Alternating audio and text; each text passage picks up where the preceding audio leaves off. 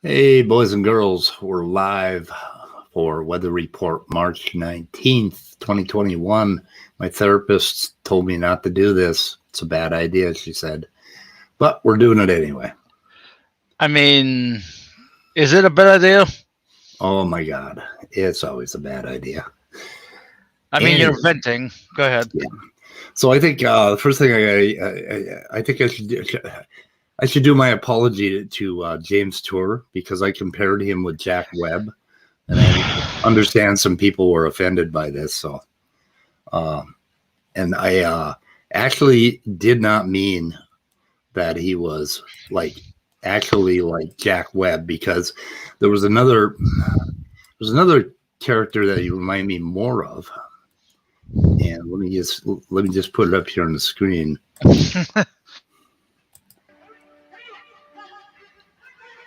Oh, okay.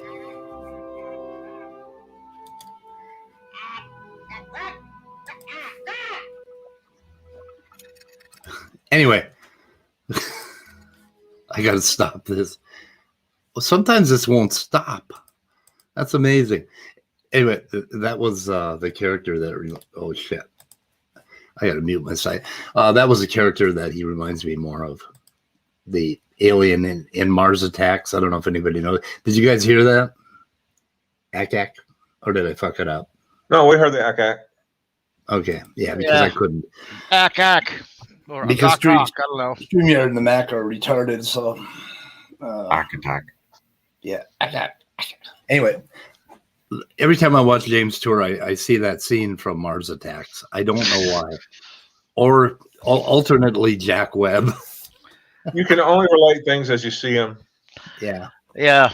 So I apologize for comparing him to Jack Webb. He looks more like that other dude. So anyway, last night, Andrew went on Sal's stream and had an experience with Maddox and Socks, right? Yes. You did. And was it a wonderful experience? Was it everything you dreamt of? Not really. No. I'm surprised. I mean, I'm surprised that you didn't have just a really great experience. Oh, that was on God Talk, right? Last night? Yeah. Anyway, you want to summarize your experience? We could go over it, but you might want to summarize it. Yeah. So Sal was there, for the most interesting parts, it was mostly just me, Sal, and Maddox. At least the parts that I was listening to. And we went over some scientific stuff like Evo Devo and phylogenetics, which good thing that Sal was, he was polite enough to talk about that, and I commend him for that. And hopefully we can have another chat like that soon, because I think he is a lot better to talk to than some other creationists out there. If you would, would you agree? I agree. Yeah. Yeah. Basically, let's see. I could probably summarize Maddox's arguments in 2 or 3 words. Let's see. Incredulity, argument from ignorance, or wait, that's more than 1 word. Dang it. I messed up. Yeah. but like you know what I'm saying. 4 words. Yeah. 4 words. Yeah. I mean, it's like whenever I'm on, and I don't want to go down on him, because apparently when I'm on that channel, or he actually said this, when I'm on his channel, I'm nice and polite, but when I go on this channel, I'm doing a full 180 and going hard against him or something like that. Yeah, I don't think you've ever done that. Yeah, maybe. I don't know. I don't know. I think the guy has so much of his perception is just skewed. He just doesn't look at things right or look at things straight up or objectively to me. Boy, I guess so. So I was listening to the beginning of this whole thing, and this where they were talking about politics, and they were talking about the protests and the riots and stuff like that. And people have trouble separating the idea of the protests and the protesters from the riots and the rioters. And, you know, the protests, I know a bunch of people down here in Minneapolis that have been in those protests, right? And these are not people that are burning buildings down or hitting, you know, or throwing rocks at cops or anything. And basically there's probably about 1% of that whole crowd that causes, you know, the damage and the rioting part of the riot. And there are, 99% of those people are just out there protesting. And we have had a lot of massive, 10,000 people strong protests out there. One of them shut down Highway 35, but that was a condoned shutdown. They actually blocked the road off for them. And they can't separate that, right? They're talking about rioters, and John had some magical idea about some rioter that burned his own company down. Now he doesn't have a job. Or it was Bill Morgan or one of those. Wait, hold on. I have to correct you. It's not John. It's Maddox. Yeah, Maddox. Okay. That sucks. Okay. Anyway, Andrew, so what all did you talk about with Sal? So, well, we were, or before I get to that, I would like to say that I did have one memorable moment in this thing, but it came from the chat. Someone in the chat, I can't remember their name because it was some Greek name or something like that, but like basically they asked, oh, there's a lizard on the screen, what kind of lizard is it? I was like, oh no, I didn't get to answer. but that kind of put a smile on my face. Yeah. So, anyways, oh, sorry, did he have any good arguments? Sal or Maddox? Sal. Maddox never has a good argument. Yeah, or Maddox's argument was whenever I'm in, it's pretty much just this thing is complex. We don't know how it happens, so there must have been a designer. That's pretty much it. It's basically arguments from absurdity, if I understand that correctly. Yeah. But Sal, we were talking about well, first I got into the subject of Evo Devo because I genuinely wanted to see his opinions on that. And one of the things they mentioned was this whole thing about flies and how you often see the flies with heads, or not heads, legs on their heads. Oh yeah. And eyes on their legs, and Yep. et cetera, et cetera. And for some reason I don't want to mischaracterize them, but like it seemed like they were saying that those are the main kind of changes out there. And I think Sal at least admitted that it has to be gradual changes, but then he went and said that we haven't seen those gradual changes, or I can't remember exactly what he said on that. Yeah, true. We haven't seen them because they're gradual. Right. Well, I also pointed out like go ahead, Scott. Oh, I just agreed on it. Yeah. The gradual thing is really kind of a moot point because that's not the kind of laboratory experimentation you're going to see. Although, don't they have bacteria or whatever that they have, put selection pressures into and watched evolve to where like they can consume citric acid or whatever? Yeah. You know what I'm talking about? Yeah, I'm sorry, I don't have the details in my head. Yeah, I think for the most part we were kind of dealing with more multicellular organisms because that's kind of where more Evo Devo stuff is. But yeah, I see what you're saying. I mentioned the example of the Galapagos finches with different beak shapes, for instance, and how that's due to regulatory changes in bone morphogenic protein, BMP4, and I don't recall exactly what they said, but like, yeah, I can't remember. Yeah, it was one of the parts that I caught that I wanted to bookmark, but I was kind of like in and out of a nap. So I listened to Maddox for about 25 seconds, and he tends to put me to sleep. I don't know. Kind of peaceful. I guess one thing I don't like, or well, I mean, I guess Maddox is okay to talk to, but like, oh, hold on one sec. Okay. Anyway, the thing on Drosophila, you know, the heads on or legs on the head and all that stuff that they're doing. Now, what they're getting that from is knockout experiments where they are trying to determine what effect it'll have if we knock out this gene or that gene or whatever. So, I mean, and they tend to make this, you know, oh my God, you know, all they've done is create a monster, right? Well, Right. that's kind of what they intended to do. That was the experiment to find out what happens if you knock out one gene or another. And then they name those genes based on what gets knocked out. So I mean that's how you unravel what genes the gene network does. No one was trying to create a better fruit fly. Yeah, and there are so many experiments done by so many scientists on fruit flies that we may have a judgment day coming from them if they ever gain sentience. Oh my God! Yeah, And B, I don't think you can make a statement like, oh, all I ever do is do that until you know exactly what's been done with fruit flies, right.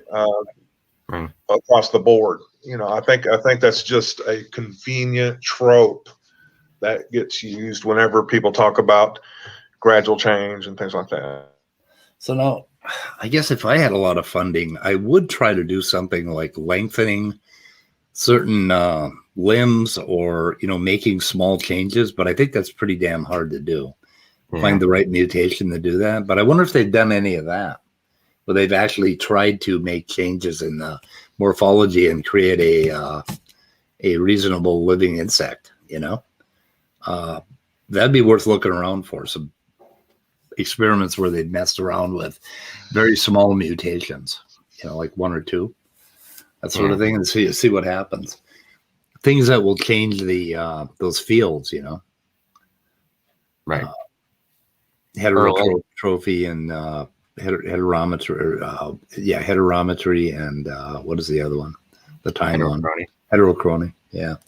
Yeah, I mentioned heterochrony in this talk specifically. Okay. And one of the interesting things Maddox and Sox said was basically that, like, I don't, like I said, I don't want to mischaracterize his arguments, but from what I gained, basically he was saying that all the regulatory elements have to be in place, which I guess may or may not be true. But then he said that evolution has to create those elements. Oh, we lost midnight. And I was trying to tell him that that's not what I was focusing on. So you're kind of rewiring the system. You're not putting one node here or there, for instance. If that makes any sense, I don't think it does, but yeah. Go ahead. or I just like I feel like it's more, just taking these elements and creating new connections between them. You're not necessarily creating new elements or regulatory elements, I mean. Yeah, we are going to get further into that. Probably with Drosophila would probably be a good one, because I think that's the one organism. Do we know more about that organism than any other organism? Almost. Probably. Yeah, there's what is there? There's mus or the mice, and there's zebrafish and C. elegans and Drosophila and a few other Homo sapiens, we know a hell of a lot about that. Nematodes, sea urchins, and Arabidopsis thaliensis, the plant that we know the most about. We have these model organisms. We know quite a bit about them, but I think there's a lot of stuff there. But anyway, it takes a lot of research. The reason that I don't do a lot of takedown videos is because you only go like one layer lower than them, right? It takes a lot of research in order to actually come up with a good video that actually explains something instead of just saying, oh, they're wrong about this. And their favorite thing is rebuttals. And they keep us on this rebuttal treadmill, where they say some shit and then we say, we come back and then they say, oh, they didn't, they failed to rebut us, and it just seems kind of stupid to me, Yeah. And really, it's just like the whole thing. Science is practically unaware of them. Yeah. Actual scientists, because they're so fringe and so wrong. And I guess if you're wanting to like push back against their influence over educational institutions and things like that, that's one thing. But in terms of actual science and learning something from them, there's not much they can offer. Yeah. Right. Well, that's kind of one of the reasons why I think debates are kind of meaningless in terms of the science, because one side's not going to convince the other, and for another thing, debates don't decide scientific ideas. So or at Brian least wants the kind of debates we're talking about. Yeah. Brian wants to make insect protein viable. Now, Brainbug, damn it. Can you imagine a insect factory farm where, like with cows, it's bad enough that you're killing hundreds of them a day or thousands? With insects, they'd be killing millions of those little suckers a day. They'd be growing them in like little tiny cages, little teeny tiny cages, size of your fingernail. They'd have like 15 insects packed in there, and then they'd lead them off and kill them all. I don't think that's an improvement. I don't know. As an alternative to factory farming cows. But anyway, whatever. So anything else you want to mention about that top part of the talk, or should we go back and up to you. There wasn't really much in there besides that. Christopher said he said there was a remarkable display of self-awareness at about 26. So I could play a little bit here. That what I'm arguing is but what's happening? Why can't unfounded. I hear it? Well, let me unmute this side. Could you guys hear it? A little bit. It's like it's really interesting to me, and especially in modern society, the level of faux confidence that is plaguing a gigantic percentage of, especially Western civilization, I think. And I think a large amount of men, I'd say under the age of 40, it's becoming a significant issue of just, there's so much faux confidence, and anybody who is confident must be a conceited, arrogant narcissist, rather than just having self-confidence and the self-awareness to recognize, hey, I am good at X, I'm not good at Y. That doesn't mean because I'm bad at Y that I am inferior at X. And Why do you say X does that? not have value. And Foreskin. I watched it a lot with Okay, so Is anybody's irony meter going off right now? I mean, mine's howling. Yes. that's why CRISPR recommended it. And at one point, I forget where it was because I didn't label any of these things, but at one point, John Maddox says, that would be like, okay, first of all, they were going after molecular alchemy here, right? Heavily Right. in part of this. And I don't have these labeled, so maybe it would be a disaster to go through this right now. But he was saying that molecular alchemy, he didn't know what a CPG island was. Molecular alchemy's specialty is histones, right? He knows what a fucking CPG island is. But somehow Maddox threw something at him. And what happens is Maddox starts speaking in tongues to a professional. And the professional looks at him and it's like, what the fuck are you saying? And then Maddox insists that, he didn't even understand it. It's like, no, oh my God. I think it's safe to say that they don't understand it because he doesn't understand it. Well, he was talking about methylation of CPG islands, which I believe applies to the DNA strand more so than histone modification, and that may have been the problem. I'm not sure. But, Maddox learns a few words and he starts speaking in tongues. And then molecular alchemy is like, well, what the fuck? What is he talking about? And then John takes from that. But anyway, so right after John Maddox, entrepreneur, Uber driver supreme, goes after a person who is working in genetics on histones, on cancer, right? An actual PhD molecular biologist. Then he says, oh, it would be like a plumber telling an electrician how to wire a house. And it's like, that's what you just fucking did, John. And he was complaining about us doing that. It was just right. It's a double standard.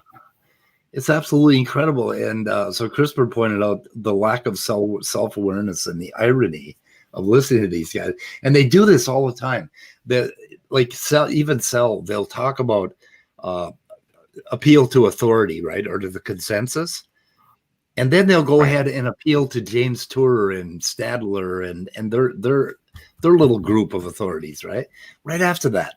And talk about James. Oh, yeah, they're criticizing James Tour, who, is one of the top chemists on the planet. And then they will go and complain about appealing to authority or to the consensus. And it's like, do they ever listen to themselves? I mean, Jesus. Well, it's really simple, Speed. If it benefits them, then it's good. If it doesn't benefit them, then it's bad. It's as simple as that. It's like yesterday when he picked the wrong cherry and he started reading that paper, and then all of a sudden he looked ahead at a few sentences that did not support at all his thesis of intelligent design, and then he quit reading it. Right. Another example of that was in the same chat. Otangelo was talking about how it's okay not to know everything, and how that you need to have some humility. And I was like, how ironic is that? I was really tempted to ask him, ask me a question about ribosomes, for instance. And then I would say, I don't know. And then he would say, haha, got you. And I would say, you're using the exact same logic. Yep. So I'm hoping that Otangelo edited out the porn bomb, right? Yeah, I think he was going to. Because I marked it wherever it was. And do we know who instituted this said porn bomb? No. But it was probably soccer camp. I'm not sure, but it was pretty bad. I mean, it was really bad. And that is pretty nasty. That's why I'm not going to let anybody in unless they talk in the chat and let me know who they are. Because I don't want to have to edit a fucking video. Because when you edit the video, what it does is it takes your original video down or copies it and makes a duplicate or something, and it's just a pain in the ass. Trying to figure out. Yeah, I know the video was unavailable for a little while, so I'm pretty sure he removed it. But if we do run into it by accident, I'm going to stop the stream and we'll start another one, because then I can just clip the end of it. But anyway, what else is going on here? Let's see what else. Bill Morgan. Meaningfully imply a designer. What about a feedback control system? Do they ever happen by chance? Yeah. Not to. Yeah, all the fucking time. Weather systems are feedback control systems that happen naturally. And I wouldn't say they happen by chance, but weather feedback control systems are how our planet runs, basically. And yes, they do happen, Bill. Engineer Bill. Just like, what else we got here? Trying to figure out where they get into the good I never stuff. use it because I find it very obnoxious and annoyingly juvenile. But that's another. It just means I'm starting to get old myself. Well, there's two things you can never say no to. As a man, Danny, you can never answer no to this question. Are you growing a beard? Well, it seems like I am. Exactly. Danny's not. He's too young. Are you getting older, LPP? Oh yeah. 11, 12. But we don't fear death, Danny. I did not enjoy it one bit. Really? Oh, the No. debate. I can't Uh, imagine. It No, was at hilarious. least for the debate. It was hilarious. I mean, the answers which Tom Jump gave. I mean, I debated him once, and in my opinion, he's the worst YouTube debater that I have ever seen. I don't know. Leo Filius is up there.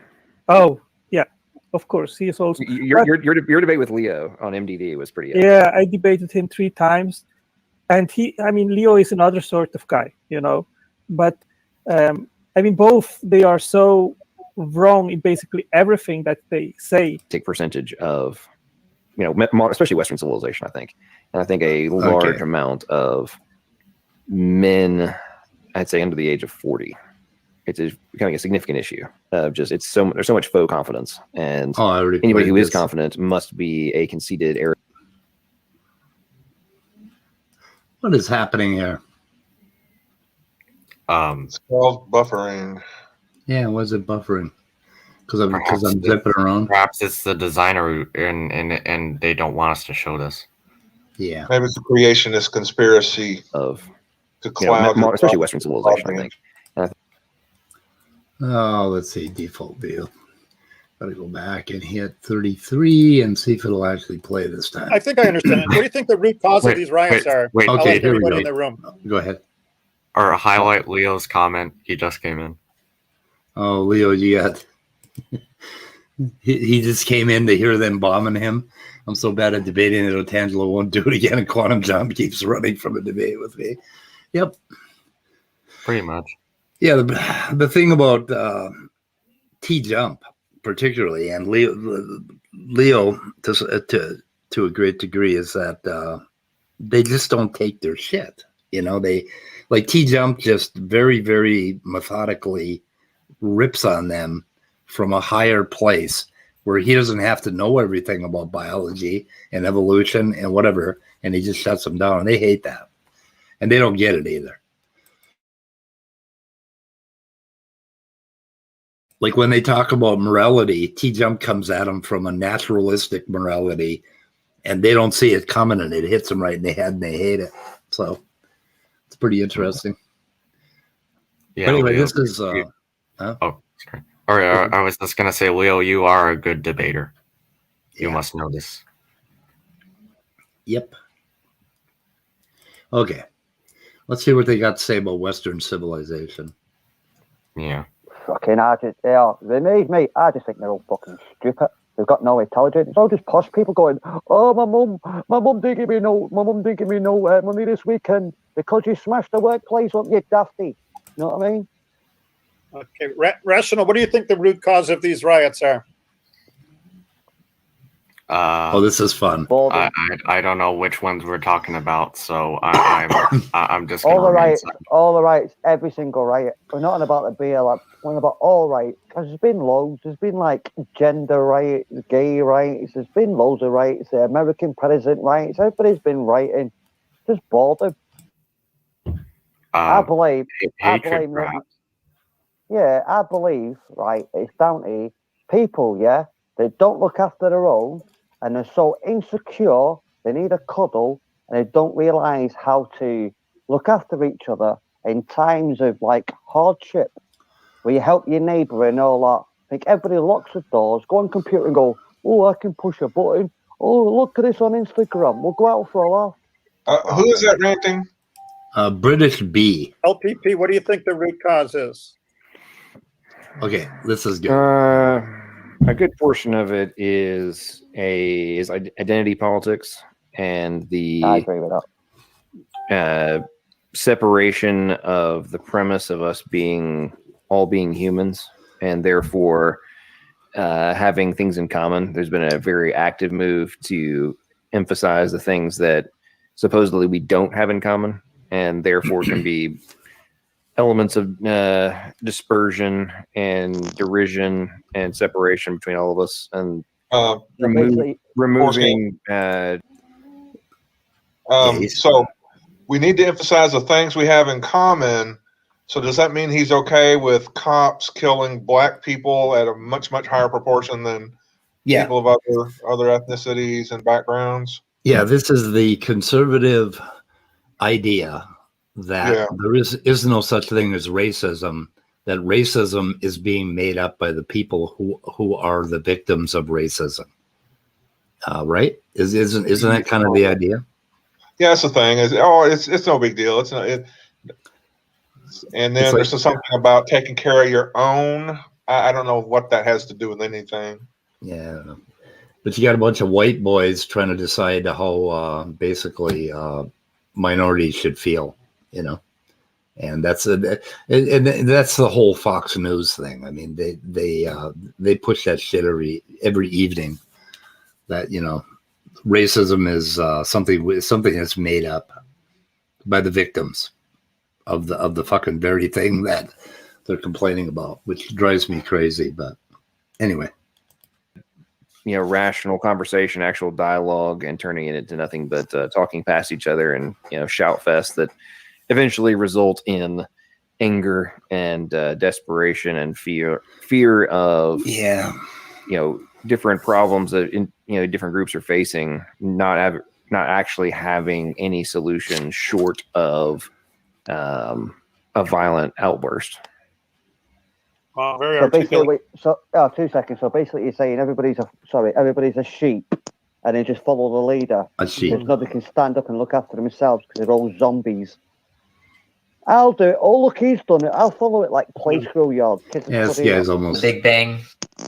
Here. People riot. Okay. I think. Okay, it's coming up. Danny made me really proud of him. I mean, really, really like what Danny had to say. But listen to this. You know what I mean? Danny, why do you think people riot? Because of the Big Bang. Yeah, isn't that fucking precious? That was amazing because, and I'm hoping that Danny actually thought about this and said it for this reason. But what they're trying to say is, what is the root cause of riots, right? What is the root cause of everything that goes wrong in our country? There is no fucking root cause other than the Big Bang. So Danny's answer was extremely right on, letting them know that it's complicated, dudes. You don't sit here and find a root cause, but they come up with some good ideas later about what the root cause is that really shows a lot about what the root cause actually might be, or one of the causes might be.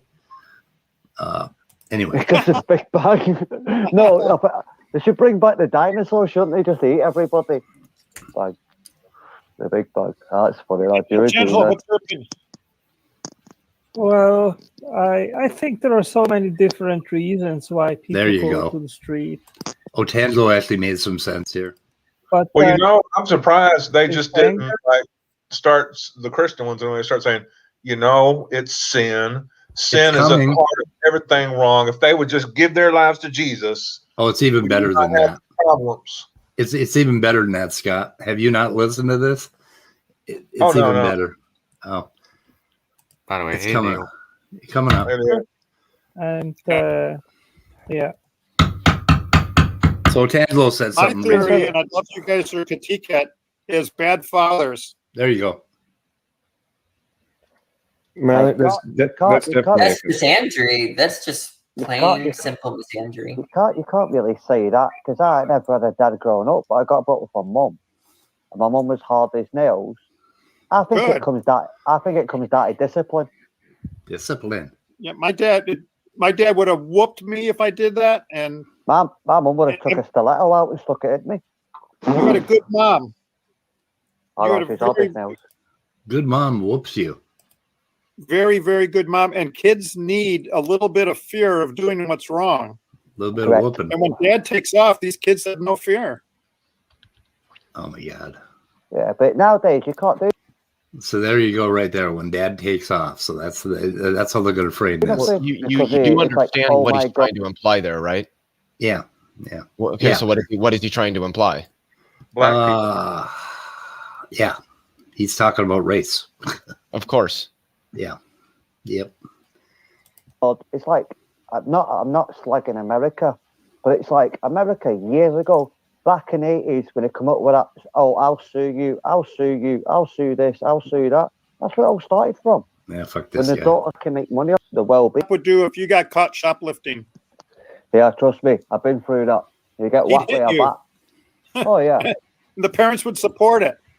Well, It's he like- hit you, and if your parents weren't around, Right. he would take I'm you back. He would take you Yep. back to your house, and then your Yep. father would have you go cut your own switch. Okay, they're suggesting that back in the golden days, the good old days, the cops used to beat kids instead of arresting them, and then they When have bring the them cops home. not beat people? The cops have what's- always beat people, mainly black people. Yeah, but they're suggesting that in the old days, if you got caught shoplifting, the cops would hit you. Well, I grew up in the old days, and if the cops had hit me, my dad would have shot the cop, I think. I don't know. But This just anyway. shows that these people are actually 90-year-old men who are using filters to make their voices sound middle-aged or younger. Yeah. They're the crazy uncles, basically. And then give you a good whooping. Heck, when I was a Oh, kid, yeah. my dad used to. There was a stint where if I was getting busted for something, I had to go outside, Yeah, cut my own switch, come back in, and then get my Nice. butt whooped with it. I mean, it was So, that was a tough one. But I think one of the big components you're talking about there, Bill, is and the aspect of fatherhood. And I didn't really appreciate this until I was much older. But even though, and this goes back down to the whole premise of, is it child abuse to, corporal punishment and such. Okay, so my father, before he'd whoop me, would sit me down, explain to me why I was in trouble, what I had done wrong, etc., etc. Then I you get my already point. knew what you did wrong. You Then I already would- knew what you did wrong. Well- You got taught from an early age. Then I From the would day get you day you were born, you got taught from an early age, so you knew what you did wrong. That's why he Yeah. spoke to you. And he said, Yep. you're getting grounded or you're getting a beating. Whatever you choose, you were getting both. Because you knew you did wrong. Because Yep. you knew from an early Yes. age. But then after he whooped me, then he would pray with me and then tell me that Oh. he loved me as a father, and I was a son and all that kind of stuff. Exactly. And he forgave. Okay, that's what my dad never hit me, and I think guys whose fathers hit them may actually possibly, and I'm generalizing here, turn out to be a little more violent than the guys that fathers don't hit them. Because my dad never hit me, and I'm not one to go around punching people or enjoying the idea of beating people up. And I can defend myself as well as any other person. I know that I can defend myself, but I don't need to put this macho air on and beat my kids and go around talking about fucking beating down people like these guys do. And my mom used to beat the shit out of me, actually, but she did it out of anger. And the fact that she did it out of anger was more reasonable than this bullshit where you're walked in, you have to cut your own switch, and dad says, "Oh, I love you, son, but I'm going to beat your ass," It just sounds sick to me. And then to pray with him afterwards, like, oh my God. My parents had done that, I probably would have turned out to be a fucking psycho. What do you guys think? What do you think? You think that's a root cause of riots, that dad didn't beat the shit out of their kids and pray with them? Because they say it in about 3 or 4 different ways further on in this video. I don't think we need to go through much more, but basically, this whole thesis. I think if you set clear, consistent boundaries that have consequences in clear ways, where you know what the consequences for, and then it doesn't have to resort to who are we missing? Who just dropped out? Leo left and came back. I don't know why when somebody just suddenly drops out, I have trouble recalling who was there. And Me too. Dropped out, so maybe it's just part of age. But It's changed. anyway. No, change blindness. It's a real thing. So anyway, I did want to say really quickly that Involvement. I don't think that kids being beaten has anything to do with riots. no. I think that the riots we're seeing are fundamentally a result of inequality. Yeah, it's that whole the 1% owning what, I don't know how many percent of the wealth or whatever. Three people in the United States having as much wealth as the poorest half of the population of our country. Yeah. So that may have something to do with it because that's the way it seems to happen in other countries. So yeah, I'm generalizing, but you know, I grew up with people whose fathers beat them, and those were always the guys that punched first in the bars. And Yeah. you know, maybe people generalize sometimes because there's something to it. But what literature you got on it, Benghazi? I'm glad to look at it, but I don't know. You know, and I never hit my sons. They got a couple of whacks on the butt, you know, when they did something, which is sort of an anger reaction. And that's just a natural thing that mammals do with their young ones when they freak them out or scare them, you know. And that's not a big problem. But being fucking spanked and like this, spanked and switched, I don't know. It just doesn't make any sense to me anymore. I think we can do better. I was spanked, but it wasn't frequent. Yeah. Most kids who were spanked. No, for something really bad, you know? Yeah, most people I know who were spanked straight up said like that was, I mean, it was rare. Usually I just got yelled at. But like if I did something that was like, you really like, this is not what you're supposed to do. Yeah, I probably got a couple palms to the ass. Oh yeah. Okay. That part. Let's see. Where is that part? That is, this one. I wanted to play before we got off this topic. John has a theory about Antifa. I thought I'd play that.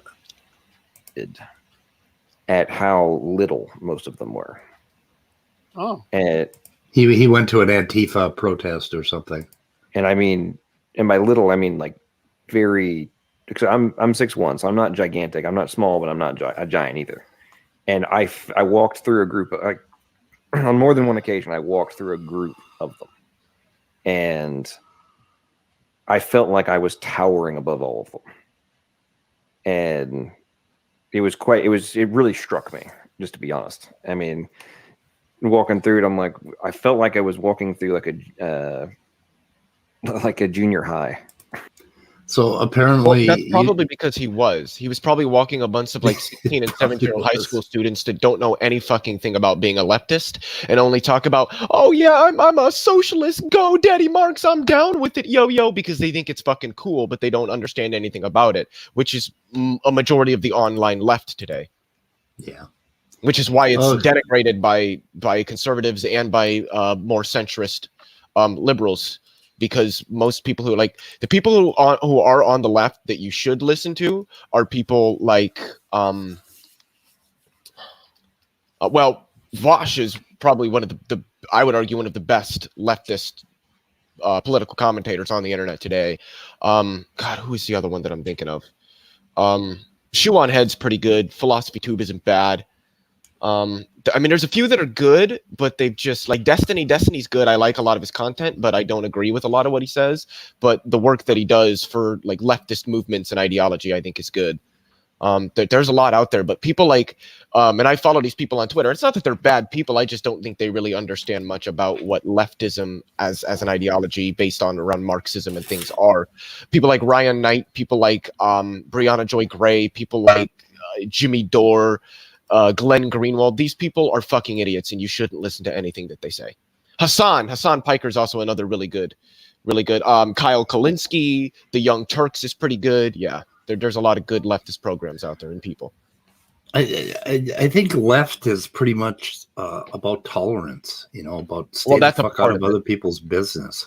I don't know. Leftism today is really centered around what socialist libertarianism of the 1920s was, because a lot of people don't realize, and you can go look this up, it's a fact. The word libertarian was coined in the 1920s, I believe it was, by socialists as a way of distancing themselves from who they called the liberals, which they believed were more centrist people who didn't really support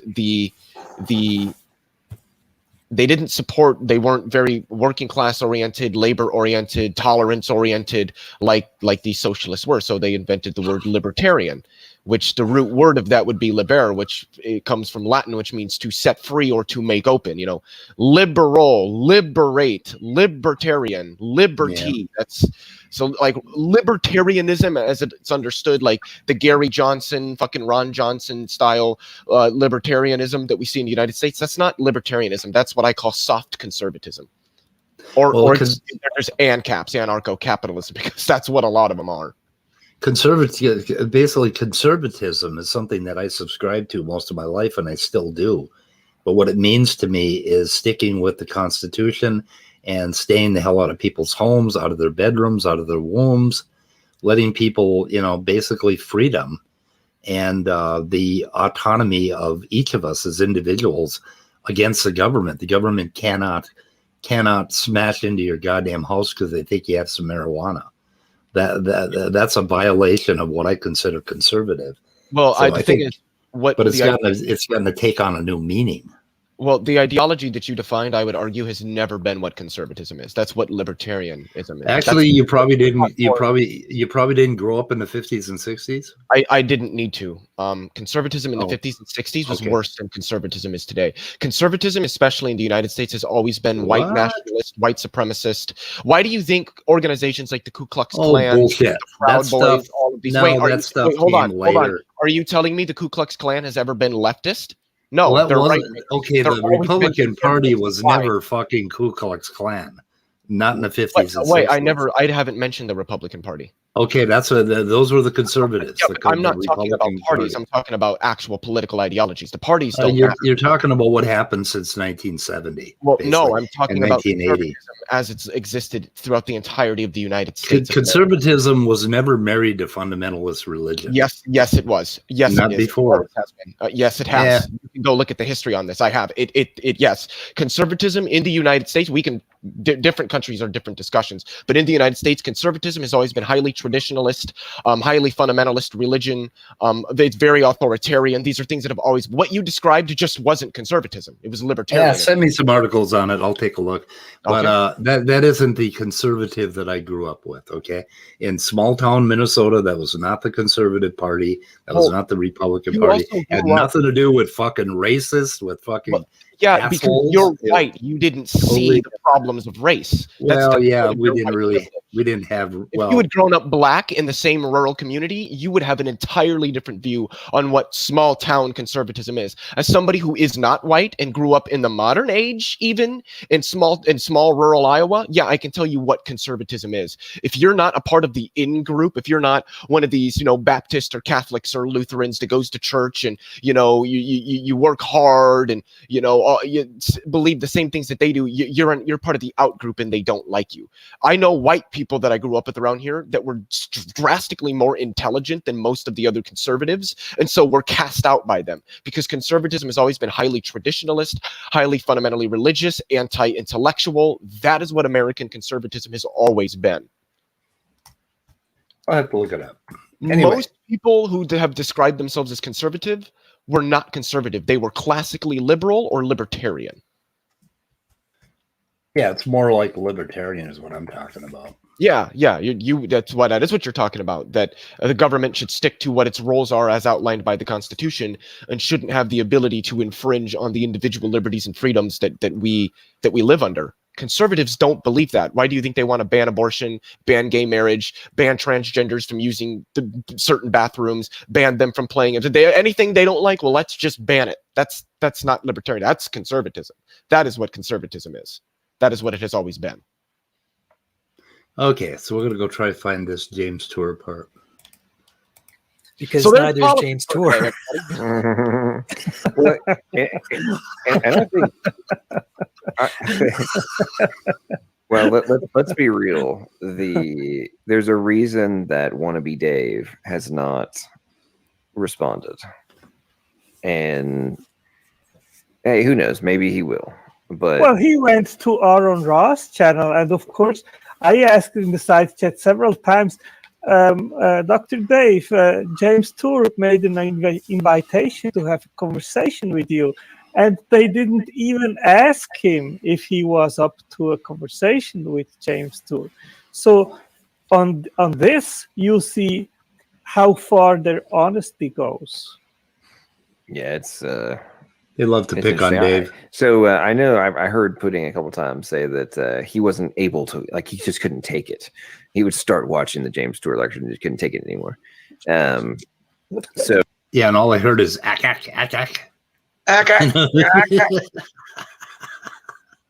So Out of curiosity, Andrew, because you've multiple times you've claimed ignorance. Have you taken the time to watch the lectures that Dr. Tour's been giving on like why abiogenesis is not plausible? Not particularly, no.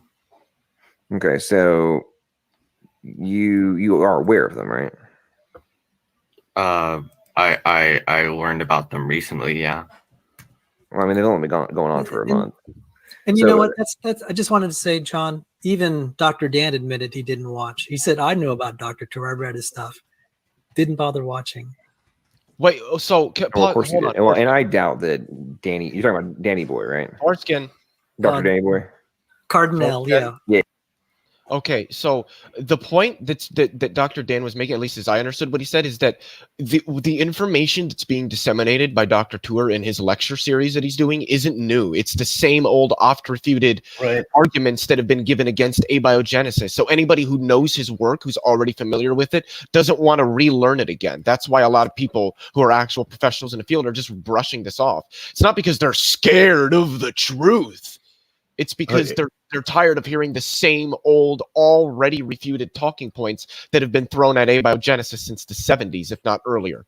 Every time I've tuned in, that's all he's doing is reviewing some laboratory procedure in great detail, throwing out about a bunch of terms that he does not explain very well to his audience, and that's it. And it's kind of and then he has that patriotic music segment in between.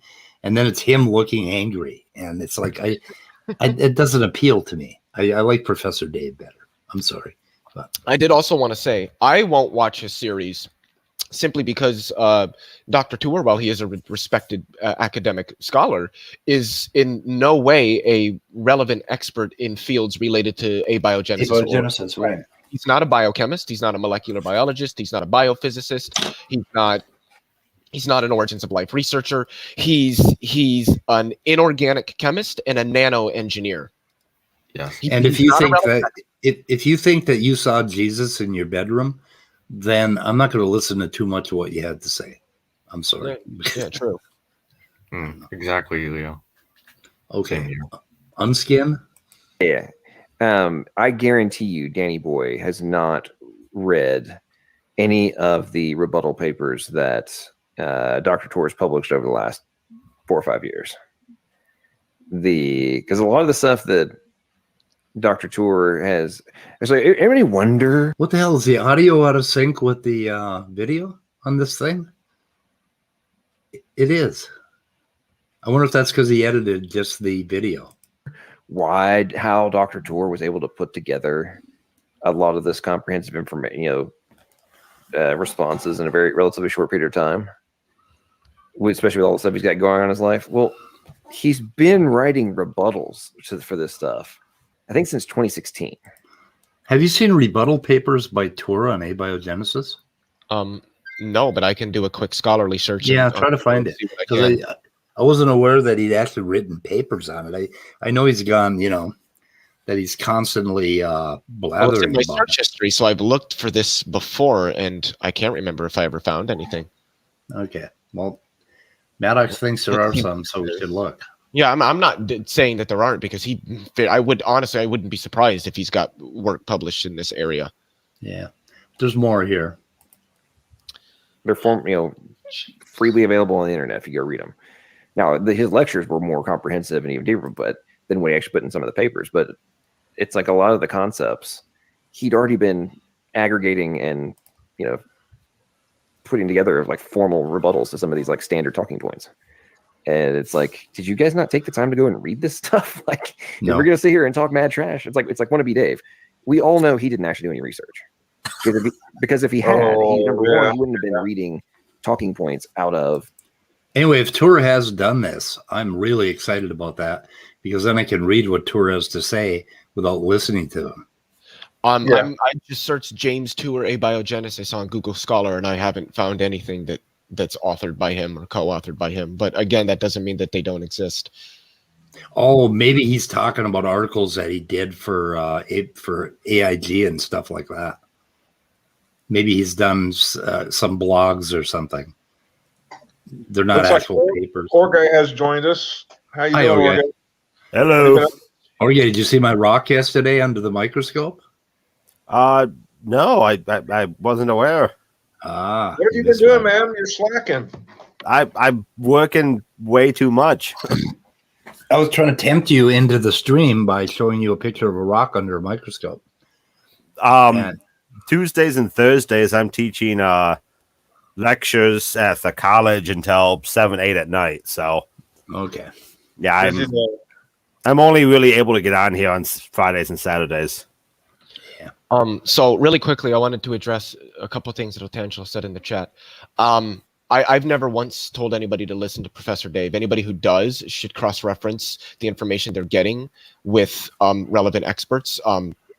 Dave does have a BA in chemistry from Carleton College, and he did graduate studies in synthetic organic chemistry and science education at Cal State Northridge, where he received an MA degree. He also taught for roughly a decade in high school and taught some undergraduate college courses in organic chemistry, general chemistry, physics, and biology. So he is I don't know if I'd call him an academic professional, but he is a professional to some degree, but he isn't an origins of life researcher. So when it comes to origins of life, if you're getting information from either Dr. Tour or Dave, you should be cross-referencing it with actual, legitimate, active researchers in the field.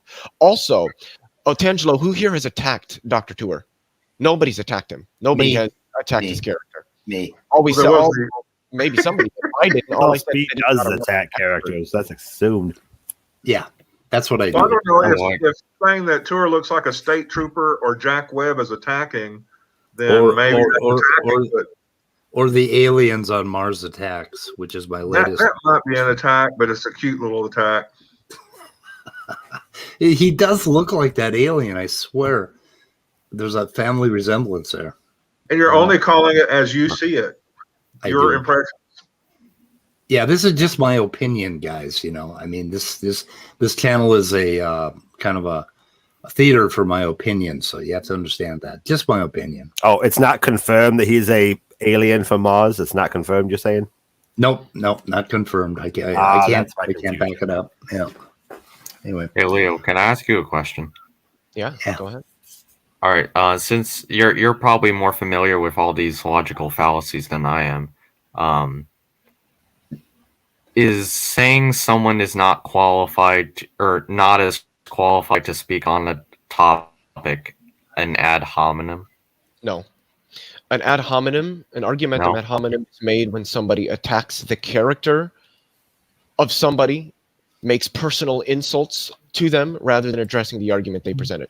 So if let's say I make an argument and then Speed comes in and says, this guy, he was in prison for 6 years for something that he did. So, I mean, he's a criminal. He's been in prison. We shouldn't listen to what he says. That's an argumentum ad hominem. Now, if he says this guy's talking about this, but he has no degrees that are relevant to this, that doesn't necessarily mean he's wrong, but I'm going to lay out why I think his points aren't correct. That's not an argumentum ad hominem. Right. Okay. Thank you.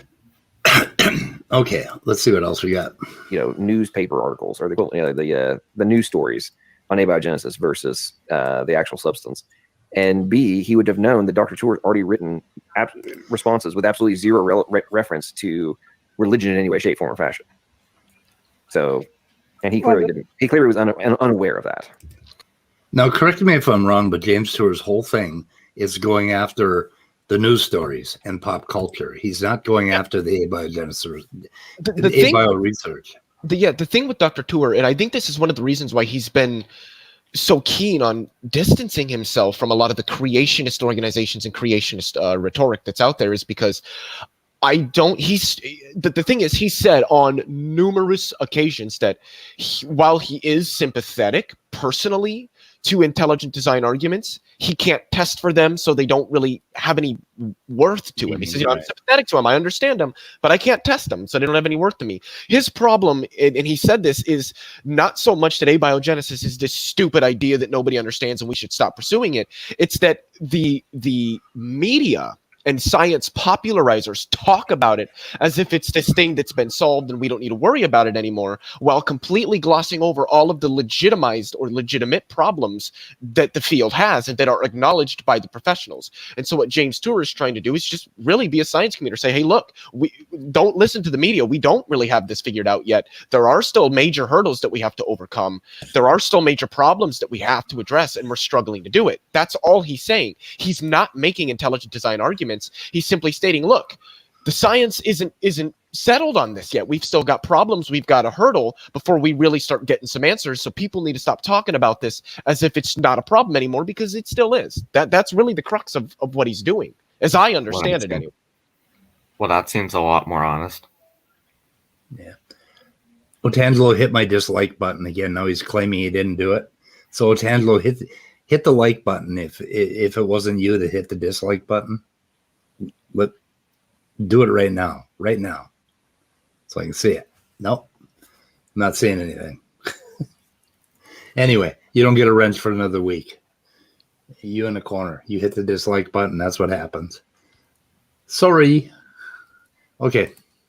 Wait, Otangelo, I don't have a bachelor's of science degree. What are you talking about? He's saying I'm destroying the stream with my BS. I don't have a BS. I don't have any degrees, dude. Why are you? Yeah.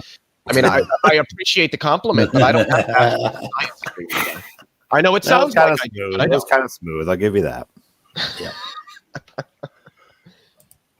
You see, it is a common strategy that they avoid to touch the topics which they know there is a problem with their worldview. They cannot Holy explain it. shit! Did you just hear that?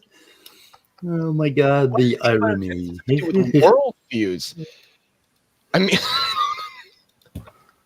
I've actually met Christian researchers. Well, one of them was a graduate student, one of them was a researcher.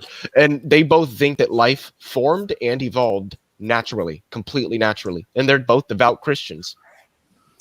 Well, yeah, the only people that stress young Earth creationism are people that somehow profit off of young Earth creationism. Yeah.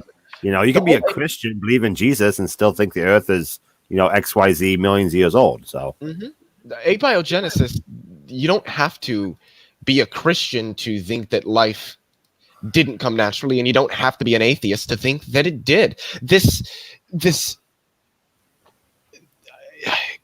not compartmentalization.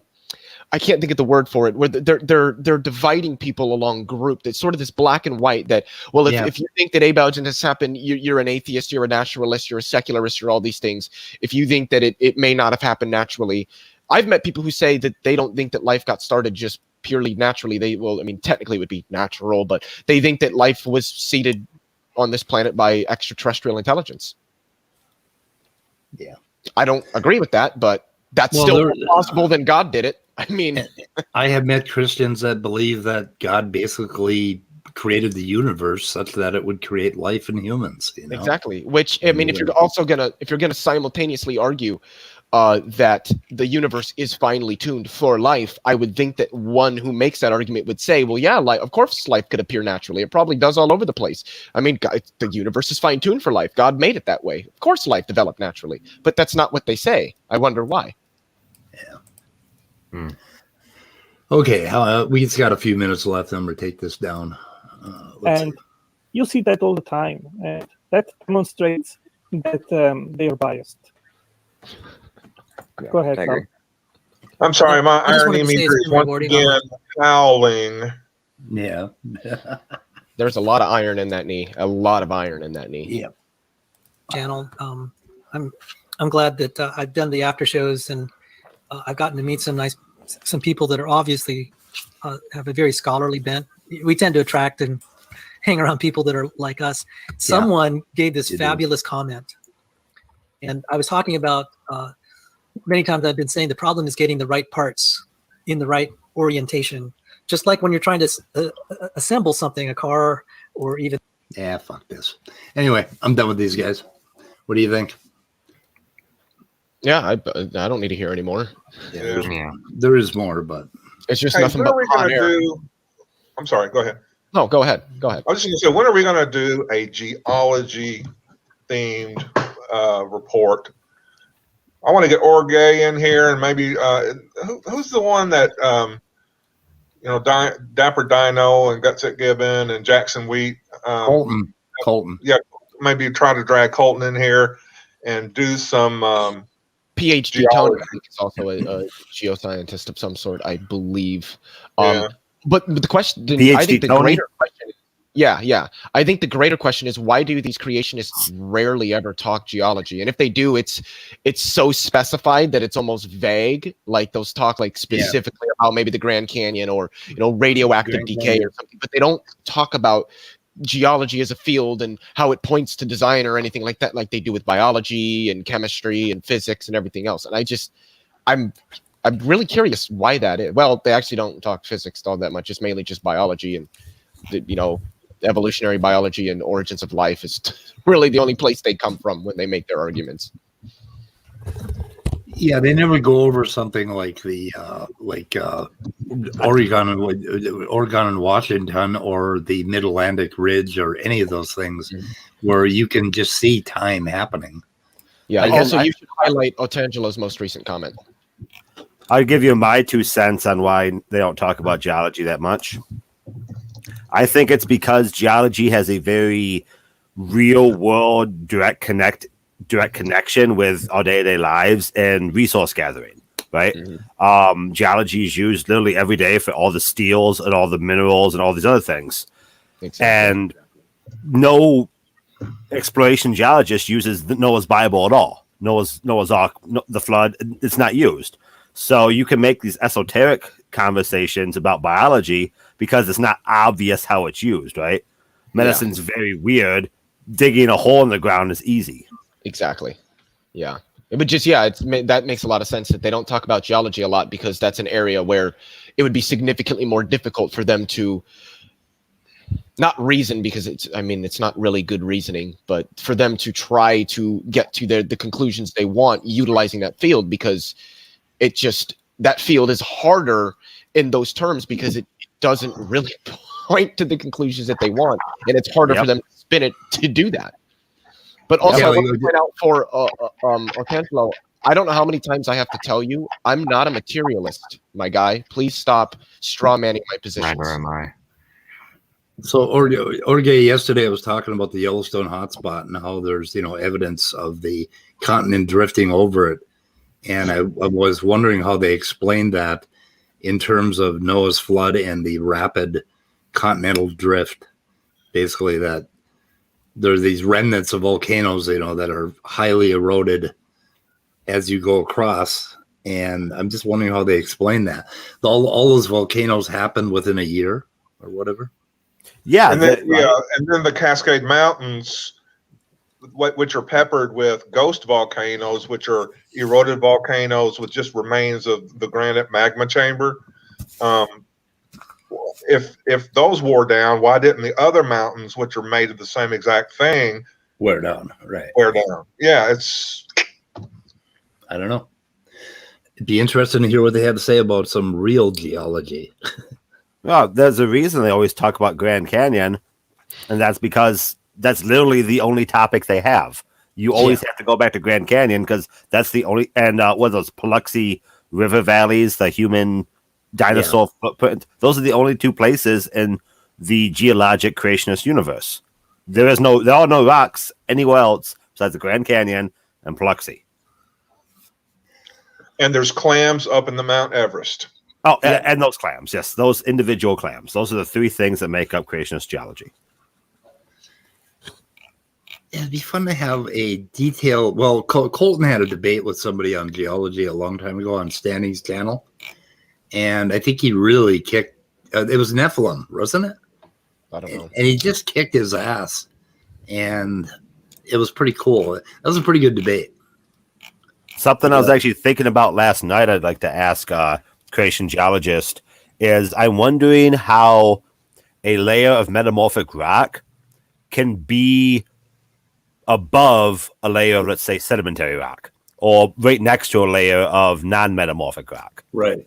During the flood, because metamorphic rock requires the deposition, lithification to form a rock. Like quartzite is basically metamorphized sandstone. So you need to deposit sand, turn it into sandstone, bury it, so deep that it turns into quartzite, bring it back up to the surface, lay down some sand, and have that then turn into sandstone. The flood does all of that in a year. Yeah. So I think that'd be cool, but the one I love is what Erica keeps hammering him on, the heat problem. Because she said like literally every quote unquote academic creationist geologist straightforwardly says this is a major problem. We don't really know how to overcome it. And you know how they're always harping on if a model has problems, well, that means this. But when their models have problems, it's, oh, well, the model can still be correct. You know, it's just a little problem. But when our models have problems, it's, ha ha ha, God. Yep. Yeah. You know, and what the heck was I was talking? Speed sent me that Cold Slab video that Standing for Truth did. And at no point during the video do they actually give any numbers or figure out why it's an issue, right? The heat problem isn't a problem because we say so.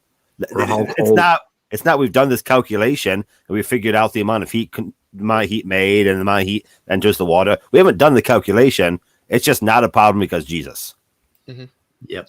And Jesus just walked in the room. Well, you know what they say, when you have magic on your side, literally anything is possible. I've seen the Harry Potter movies. They're pretty good. Yep. If I could apparate, that would be fucking terrific. That'd be great. Apparate myself to a nice beach somewhere. Honestly,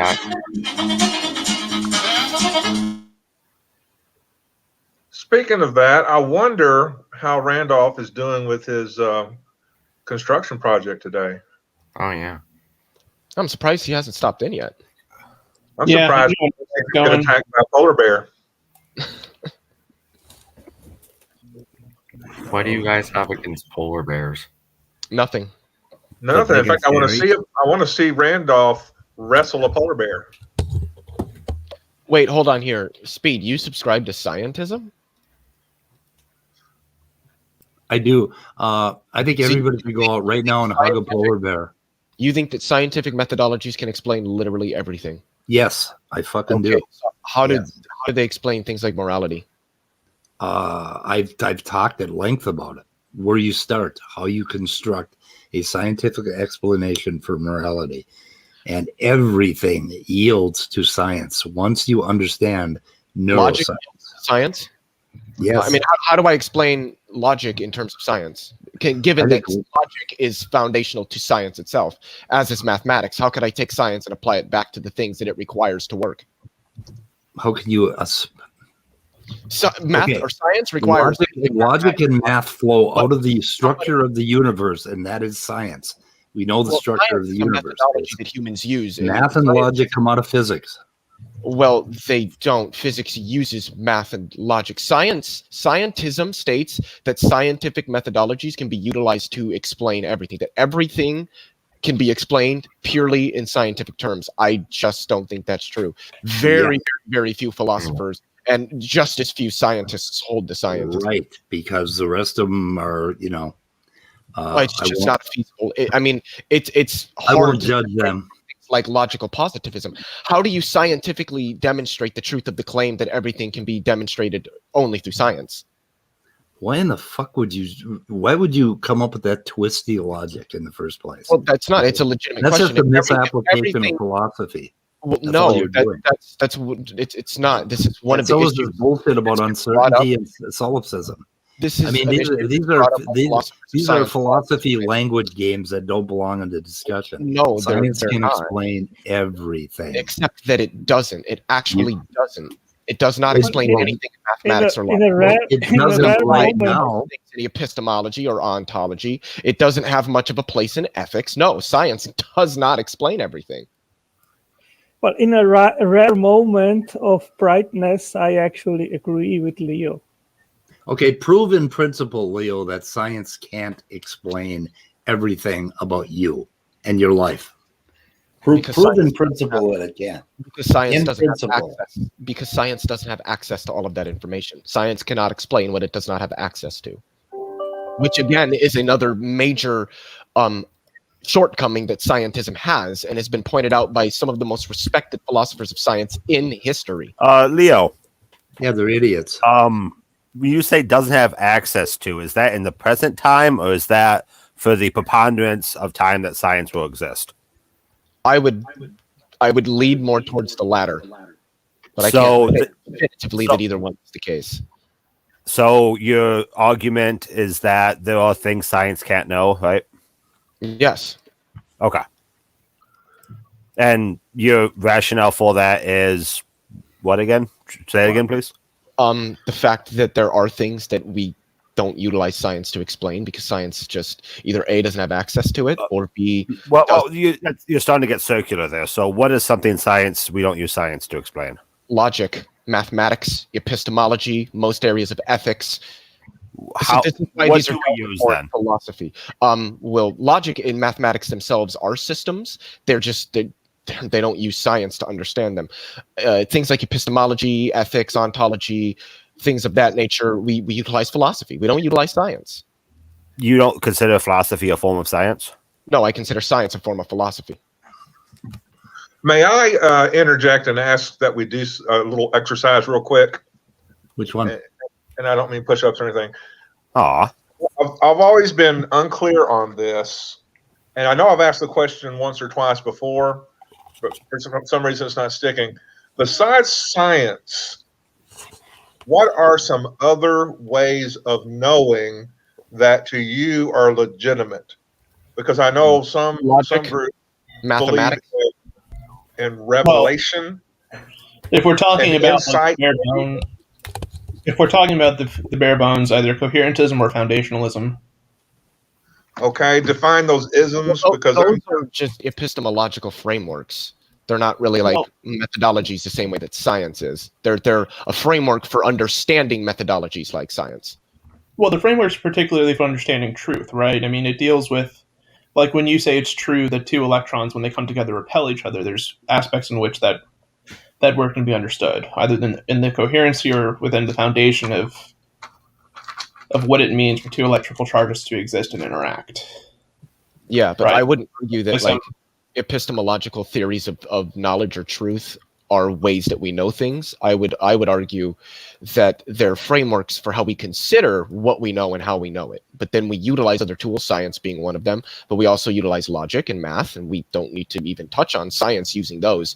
And the thing is, science doesn't actually prove anything. Logic does. Math does.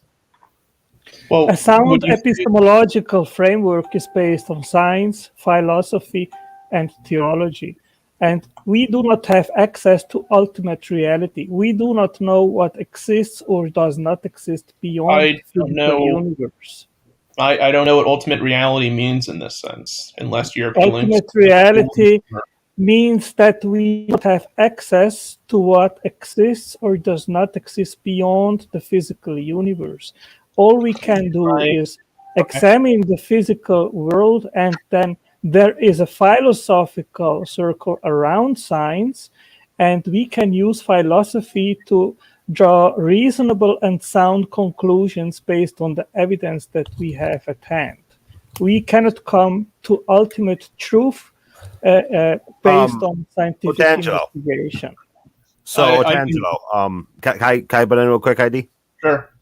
My issue with your answer is you essentially like threw in 10 new words and use them to answer the question, sort of without addressing like the actual topic, without addressing the words in the actual I've got question. a list of 3 words: science, logic, and math. Is there other forms of knowledge? Yeah, as ID was saying, this comes down to how you define what knowledge is. Yeah. What I define knowledge as justified true belief. Okay. Oh boy, here we go. Why do you say, oh boy? That's how most philosophers. Well, I agree again with you. you. I agree with you, Leo. You said the right thing. We do not know as an absolute thing what exists or what does not exist. We do not have access to what is, again, beyond the physical universe. So nobody knows. I cannot say that I can demonstrate God's existence, as you cannot demonstrate that the physical world is all there is. Leo and Otangelo, of the 3, science, logic, and math, what of those is in the real world, what of those is outside of the real world? Wait, I don't know what that means. Outside of the real world. Well, Otanjo just said outside the real world. Right? I don't know what that phrase means. Well, what was the phrase you used, Otangelo? A physical universe. So let me rephrase my question. What are Physical. ways That's what it's physical. Sorry. What are ways that we come to justify true belief? I can think of science and those methodologies, logic, and math as a possible answer. There's also your body. Well, direct, experiences. Direct experiences would be one. There are other methods that we can use, such as certain a priori methods. It's just really There's just what's called who you ask. There's what's called axiomatic truth, and that essentially means that whenever I talk about the truth of some system, like science or math or philosophy, I use certain assumptions by which to understand terms and how I can construct what things are logical and true or not. Are those equivalent to properly basic beliefs? Yes. To some extent, although to some extent they're also fundamentally arbitrary. I can choose anyone that I want, but some produce different results than others. When that people would be more a talk about presupposition than an ways axiom. of knowing, then there's the axioms, math, logic, science, direct experience, which could be revelation or you just experiencing something. Is there anything else that needs to go on that list that anybody can think of? Because this is an important question for me to answer, because I never know what people are talking about when they talk about ways of knowing. Not that I can think of. Well, the thing is, what we're talking about now has been talked about amongst philosophers for over 1,000 years. Yeah, and I'm just looking for a back of an envelope list. Where have we gotten? Where have we gotten? Pretty far. Where have you gotten? Where have you gotten? Most of our methodologies that we utilize in science were developed they're very much metaphysical. This idea that science and philosophy are at odds, no, they're very, very, very intimately connected with one another. Science is a philosophy. This idea that a lot of people that are very hard science minded, they paint philosophy as if it's this tool that sophists use to obfuscate in discussions, when that's really not the case. I mean, people can do that with science. People can do that with anything. And I just don't like it when people brush philosophy off as this useless tool. People only use that when they're trying to, confuse and obfuscate in discussions and be dishonest and disingenuous. I just don't think that's true. I think that certain a particular kind of philosophy that I from different brush frameworks. off. And they need to ask questions to figure out what they think somebody. It's a particular kind of philosophy that I brush off. Why was I muted? I hadn't finished what I was saying. Because you don't stop and you overtalk me. Well, because how was I overtalking when I hadn't finished what I was saying? I mean, I'm sorry that the middle of my sentence interrupted the beginning of yours. I'll try not to do it again. Okay, thank you. Anyway, the thing I push back on philosophy is not philosophy itself, because that is a remarkable field. I push back on bad philosophy, which is a bunch of people going at it with language games and this bullshit about certainty and knowledge and the holes they dig themselves with epistemology. Go to the SCP, look up epistemology, and look at all of the different conflicting views on it, and tell me where. So the thing is that in operational science, you don't need philosophy, because there you want to figure out how something. Well, no, because you try to figure out how something works, and once you have figured it out, that's empirically demonstrated how a protein works. So you don't need philosophy in regards of that. But when it comes to historical science, there you have evidence, but you can give different interpretations of the evidence, and there philosophy comes in. You can do that in operation. Angelo, here's a very basic kind of a thought experiment that kind of highlights the error of that statement, and that is, suppose for a moment I want to measure the volume of some liquid. Say I want to measure the volume of liquid water or something like that, right? There is a sense in which I can get an empirical measurement of that data. But there's nothing from a purely scientific point of view that ensures me that the measure of water, the volume of water that I've measured, right, will be the same volume of water that I measure, or that'll be measured 5 seconds from then, right? There are assumptions about the uniformity of nature that are created when we deal with science, and things such as I think it still goes by the name the anthropic principle, which is that the laws of physics that persist in one part of the universe are essentially unanimous and ubiquitous across all parts of the universe. That there aren't parts of the universe where the laws of physics just kind of deviate from how we understand them. But so yeah, you do need philosophy in terms of understanding science, in terms of understanding things about what it means for something to be true or to quantify the measure of a result, right? A mathematical equation doesn't tell you immediately what the conclusion should be given a particular set of data. That data has to be interpreted to a model and to some kind of explanatory model that's been made for that system. So there is philosophy that's needed. Yeah, the Okay, metaphysics underlie all of I give you that. All right. Yeah, but so and not just metaphysics, epistemology as well. Yeah, I mean that's the same type of assumptions that are built into historical science and observational science. Mm-hmm. There's no difference in the types of assumptions we create. Yeah, but I would say that the assumptions in regards of historical events, you need a much bigger, let's say, leap of faith. Angelo, let's take a basic example, right? If me and you were to walk into a building and we see somebody, they're bare skinned, and we see that there's a gaping stab mark in their chest, right? Is it reasonable for me to infer that the likely cause of death of the person was, somebody stabbing them to death? Yes, of course. Okay, I mean, but definitionally, right? That's an event that happened in the past. The details of that event that have occurred are what exactly happened, what exactly went down, we're not sure of, right? We have to create assumptions about what more than likely made that thing happen. It could be the person stabbed themselves. It could be the person was stabbed by another person, by a perpetrator, right? I don't see the leap necessarily in the types of assumptions we're making about things that happen in the past as opposed to things that happen in the modern day, like me being able to measure some quantity of water and extract how many atoms of potassium or chlorine there are in that sample.